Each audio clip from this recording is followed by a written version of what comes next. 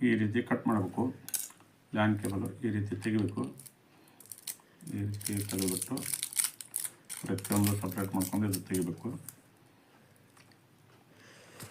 LAN cable ಜೋಡಿಸೋಕ್ಕೆ ತೆಗೆದುಬಿಟ್ಟು ಹಿಂಗೆ cut ಮಾಡ್ಕೋಬೇಕು.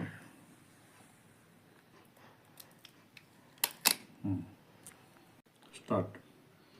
ಓಕೆ, ಹಿಂಗೆ ಕಟ್ ಮಾಡಿದ ಮೇಲೆ ಆಮೇಲೆ ಇದು ಕನೆಕ್ಟರ್ ತೊಗೊಂಡ್ಬಿಟ್ಟು RJ45 ಈ ರೀತಿ ಒಳಗಡೆ ಹಾಕಿ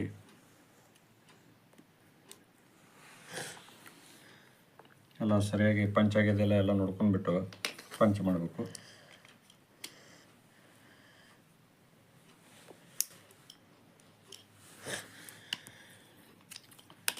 ಇದು ನಮ್ಮ ಲ್ಯಾನ್ ಕೇಬಲ್ ರೆಡಿ ಆಯಿತು. ಇದಕ್ಕೊಂದು ಇದನ್ನು ಸಿಗುತ್ತೆ ಕವರು. ಈ ಕವರ್ ಹಾಕಿಬಿಟ್ಟು ಈ ರೀತಿ ರೆಡಿ ಮಾಡಬೇಕು. ಓಕೆ, ಇದು ಲೈನ್ ಟೆಸ್ಟರು.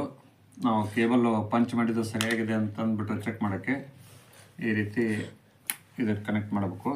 ಇದಕ್ಕೊಂದು ಕನೆಕ್ಟ್ ಮಾಡಬೇಕು. ಮಾಡಿದ ಮೇಲೆ ಇದನ್ನು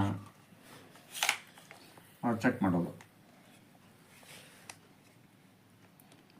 ಇದು 1ರಿಂದ 8ರವರೆಗೆ ಸೀರಿಯಲ್ ಆಗಿ ಹೋಗಬೇಕು.